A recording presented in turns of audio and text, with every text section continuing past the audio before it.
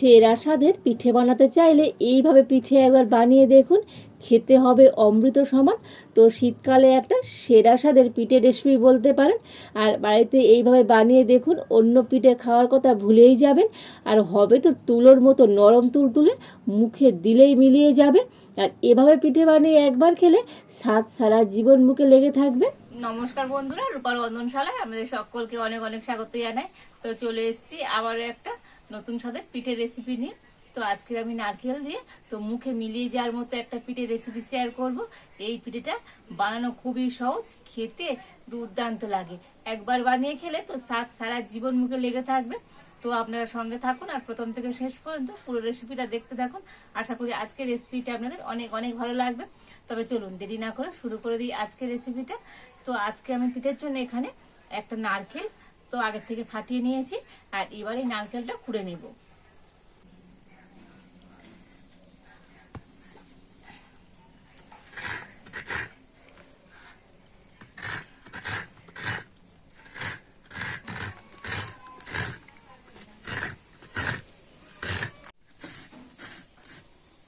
তো নারকেলটা কুড়িয়ে নিয়েছি, আর এবারে একটা জায়গাতে করে নারকেলটা তুলে নেব।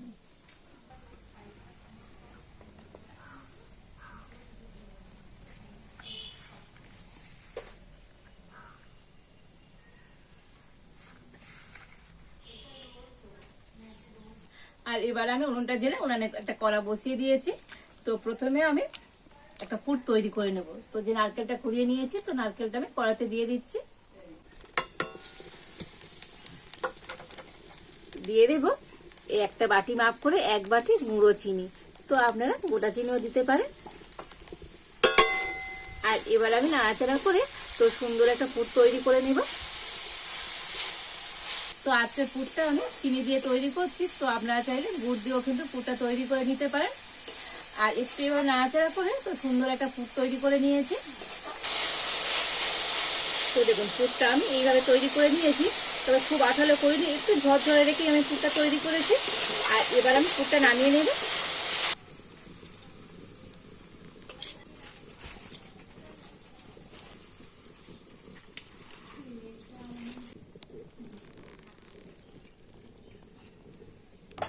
আর এবার আমি কড়াতে দিয়ে দেব জল। তবে একটা বাটি নিয়েছি, আর এই বাটি মেপে আমি 2 বাটি জল কড়াতে দিয়ে দেব।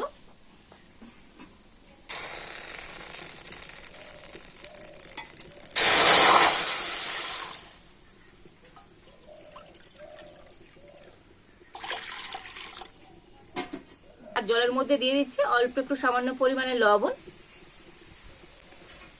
আর এবার আমি জলটাকে ফুটিয়ে নেব। তো জলটা ফুটে গিয়েছে, তবে খুব বেশি ফোটাবার দরকার নেই, জলটা ফুটে গেলেই হবে। আর এবারে জলের মধ্যে দিয়ে দেব চালের গুঁড়ি। তো এখানে আমি শুকনো আতপ চালের গুঁড়ি নিয়েছি। আর যে বাটি মাপ করে আমি 2 বাটি জল নিয়েছি, আর সেই বাটি মাপ করে দিয়ে দেব 2 বাটি চালের গুঁড়ি।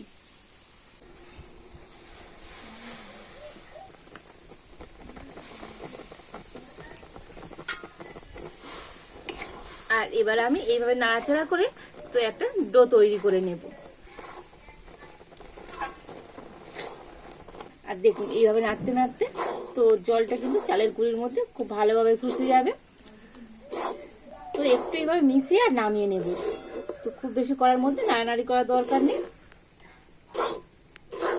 তো দেখুন চালের গুঁড়িটা জলের সাথে একটু মিশিয়ে নিয়েছি, আর এবার আমি এটাকে নামিয়ে নেব।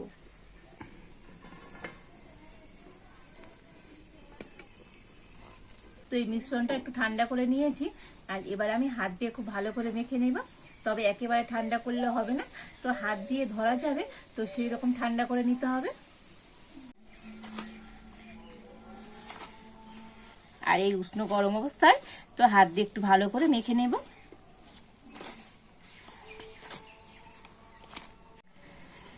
তো দেখুন হাত দিয়ে খুব সুন্দর করে ডোটাকে মেখে নিয়েছি।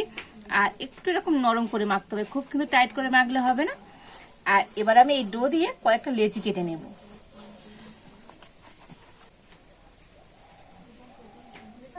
তো দেখুন এরকম সাইজে করে আমি লেচি কেটে নেব।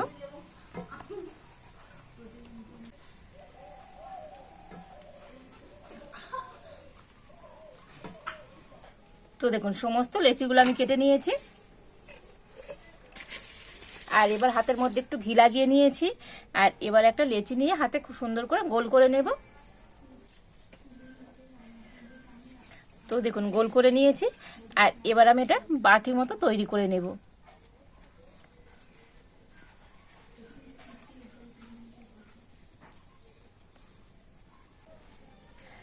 তো দেখুন এইরকম একটা বাটি তৈরি করে নিয়েছি।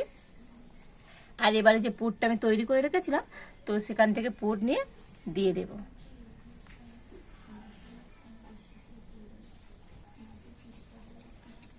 আর এবারে মুখটাকে একটু ভালো করে বন্ধ করে দিতে হবে।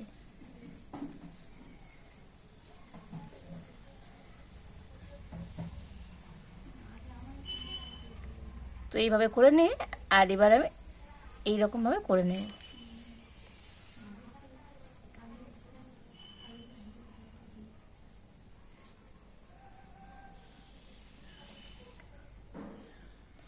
তো দেখুন আবার হাত দিয়ে একটু এরকম লম্বা করে নেব।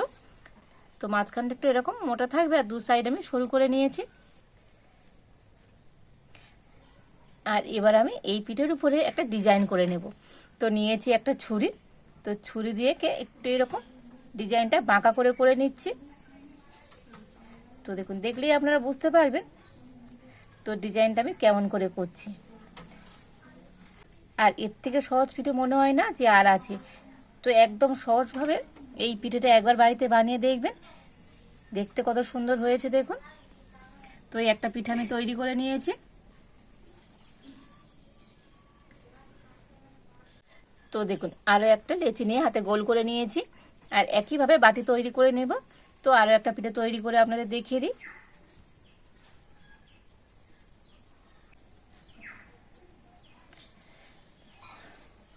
তো পুর দিয়ে দেব।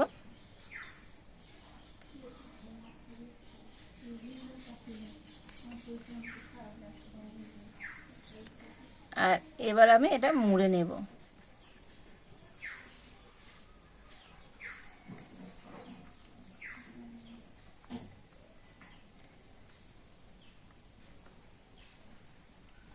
পিঠেগুলো আমি এইভাবে করছি। তো এমন নয় যে আপনাদের এই ডিজাইনে করতে হবে। তো আপনারা আপনাদের পছন্দ মতো শেপ দিয়ে কিন্তু পিঠেগুলো তৈরি করে নিতে পারেন। তবে আমার মনে হয় এর থেকে আর সহজ পিঠেই হয় না। কত সহজে কত সুন্দর পিঠে তৈরি হয়ে যাচ্ছে।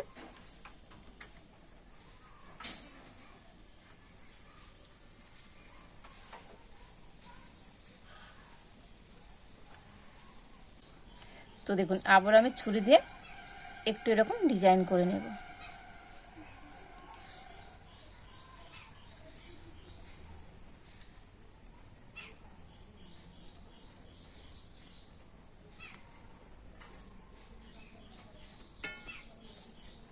তো দেখুন আরও একটা পিঠে আমি সুন্দর করে তৈরি করে নিয়েছি। আর পিঠেগুলো দেখতে কত সুন্দর হচ্ছে দেখুন।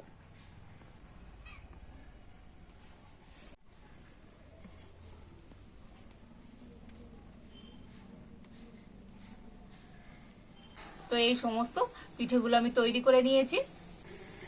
আর দেখুন পিঠেগুলো কতটা সুন্দর দেখতে হয়েছে। তো এখনই কতটা সুন্দর লাগছে দেখুন।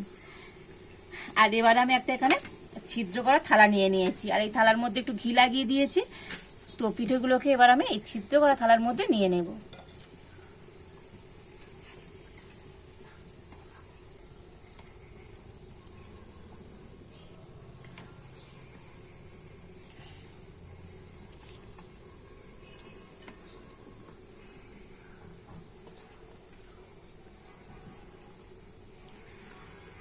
তো দেখুন সব কটা পিঠে আমি ছিদ্র করা থালার মধ্যে নিয়ে নিয়েছি।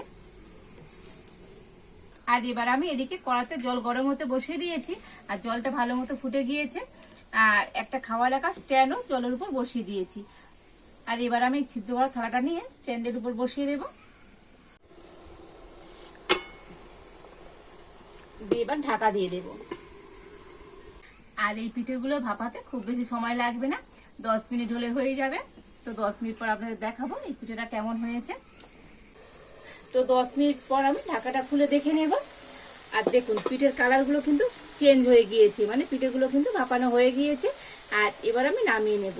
তবে ভাপাতে খুব বেশি সময় লাগে না, 10 মিনিট হলে হয়ে যায়। আর এবার আমি কড়াইতে দিয়ে দেব দুধ। তো এখানে আমি 1 লিটার গরুর দুধ নিয়েছি, তো দিয়ে দিচ্ছি। আর দুধটা আগে থেকে আমি ছেঁকে রেখেছিলাম।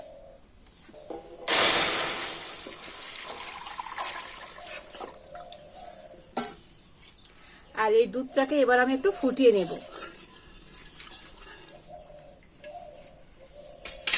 তো দুধটাকে আমি একটু 10 মিনিট ধরে ভালো করে ফুটিয়ে আর ঘন করে নিয়েছি। তো দুধটাকে প্রথমে একটু ফুটিয়ে ঘন করে নিতে হবে। আর এবার আমি এর মধ্যে তো ভাপিয়ে নেওয়া পিঠেগুলো দিয়ে দেব। তো আপনারা চাইলে পিঠেগুলো এইভাবেও খেতে পারেন। তো আমি একটু পিঠেগুলোকে দুধে ফুটিয়ে নেব। আর দেখুন, দুধটাকে কিন্তু এইভাবে ঘন করে নিতে হবে। তো এইভাবে ঘন করে নিলে পিঠেটা খেতে বেশি ভালো লাগবে। আর এবার আমি পিঠেগুলোকে দুধের মধ্যে দিয়ে দেব।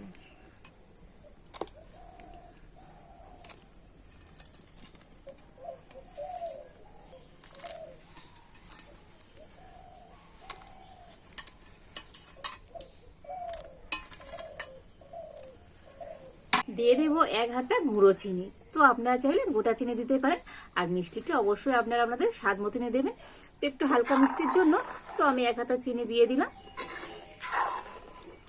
আর এর মধ্যে দিয়ে দেব 2টো এলাচ। তো 2টো এলাচের মুগ আমি একটু ফাটিয়ে নিয়েছি, তো দিয়ে দিচ্ছি। তো এবারে আর পিঠেগুলোকে খুব বেশি ফোটাবার দরকার নেই, যেহেতু পিঠেগুলো একটু ভাপানো আছে। তো আর মোটামুটি আমি 3 থেকে 4 মিনিট পিঠেগুলোকে একটু ফুটিয়ে নেব, নিলেই হয়ে যাবে। তো পিঠেগুলোকে দুধের মধ্যে আমি আরো 5 মিনিট ফুটিয়ে নিয়েছি। আর দেখুন কত সুন্দর হয়েছে আজকের এই পিঠেগুলো।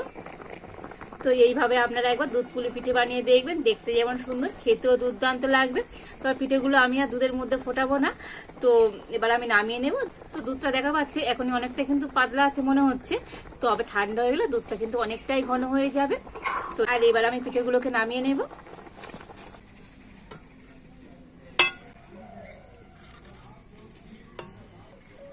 দেখেছেন তো আজকের এই পিঠেগুলো কতটা সুন্দর দেখতে হয়েছে। আর এই পিঠেগুলো দেখতে যেমন সুন্দর, খেতেও দুর্দান্ত লাগে। আর এইভাবে পিঠে বানিয়ে একবার খেয়ে দেখবেন, স্বাদ সারা জীবন মুখে লেগে থাকবে।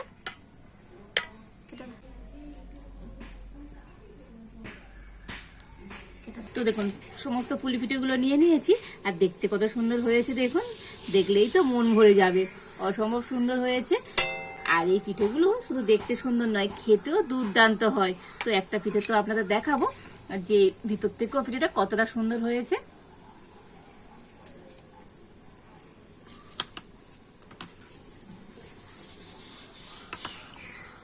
আর দেখুন দুধটা আগের থেকে অনেকটাই ঘন হয়ে গিয়েছে।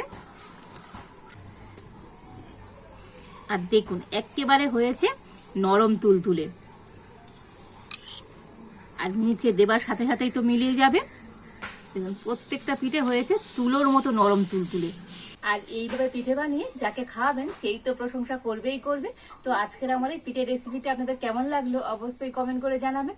ভালো লাগলে লাইক শেয়ার সাবস্ক্রাইব করবেন। তো আজ এই পর্যন্ত, আপনারা ভালো থাকুন, সুস্থ থাকুন। দেখা হচ্ছে নতুন কোনো একটা রেসিপি নিয়ে।